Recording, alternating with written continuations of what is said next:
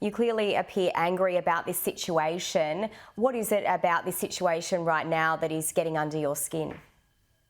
I really am angry today. I was down I live in North Richmond, so I was down at the river where the bridge is under at the moment, really early this morning, speaking to locals.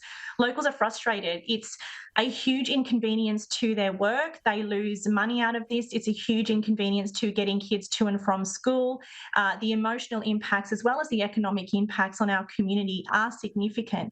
And we really do feel that we have been abandoned. So, 8 floods in, and the potential for one more day of rain in another couple of weeks, and we could be in this same situation where the state government are the decision makers in mitigating floods and they will not step up and help us. It's just not acceptable anymore, and our community is rightly angry.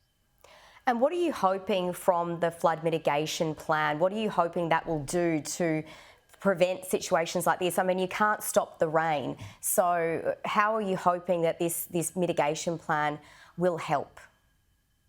Well, that's right. We can't stop the rain. And we are all realists when we live here in the Hawkesbury. We have had, obviously the Indigenous community beforehand, but from colonial times, Windsor has been settled since 1794. So you have a whole community of buildings and farmland here that have been here for hundreds of years. So for people to say just don't build in a floodplain, that doesn't cut it anymore, because otherwise you'd be destroying the entire social fabric of our whole community. So what we need is something to happen now to make that less. And as I said previously, I was and am an advocate for the raising of the Warragamba Dam wall, where independent reports completed by Infrastructure New South Wales based on the 2021 and the 2022 floods showed that had that wall been raised by 14 metres, floods in Windsor would have been 3 to 4 metres less. Now, that is huge independent data that I don't know how any state government can ignore that. And like I said, I understand that they don't want to raise the dam wall here, but you've got data in front of you that shows there's a mitigation measure that will lower the risk or the height of floods in Windsor and across our floodplain. That allows other bridges to remain open. That allows the feeder roads to remain not cut off for the community. I don't know how you can ignore that, sit back, do nothing, and not speak to us about what you want to do to mitigate floods when there are clear options on the table that can help us. And Sarah, you have been talking to locals over recent months particularly, and do some of those locals feel like they're trapped and they're in this situation where they can't move, so they do continually have to face this problem that seems relentless? Yes, that's right. And moving house isn't something that anyone can easily do. There's stamp duty costs and other associated factors. So, like me, as I said, I live in North Richmond. I live on the other side of the bridge, and we are essentially trapped here. Once Windsor Bridge goes, and it's the only bridge currently open, but one of the feeder roads has gone already this morning, and the other one may go.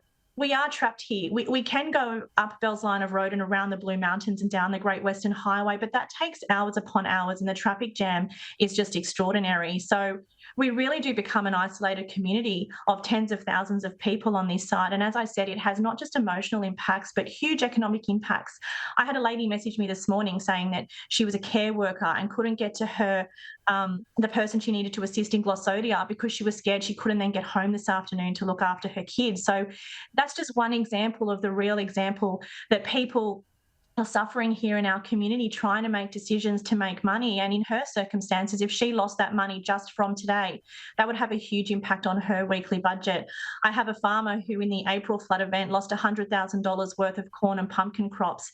They've gone under again. The impact to their family in trying to put food on the table is extraordinary. And I preface all that by saying I know we live on a floodplain. We understand that. But when there are mitigation options available and this government decides to bury its head in the sand and not talk to us, we just can't cop that anymore, and they need to step up and help. It is very sad for the people that are caught up in this. But Sarah, I just want to ask you about the current situation in terms of the cleanup and the impact of this flooding. What's the impact?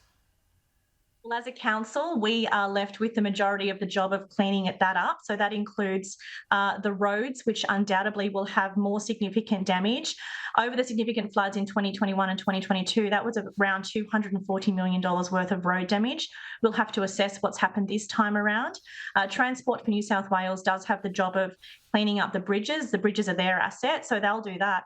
but the road network around it falls onto local councils. That takes time for our staff to do all of that in amongst their normal business as usual activities. And of course, you then get anger in the community, which lasts for days and weeks later because their roads aren't fixed. So the consequences go on for a very long time. And our fear is that we'll just be doing this all again like we did in April very, very soon. Sarah McMahon, good luck with the cleanup. Thanks for your time. Thank you so much.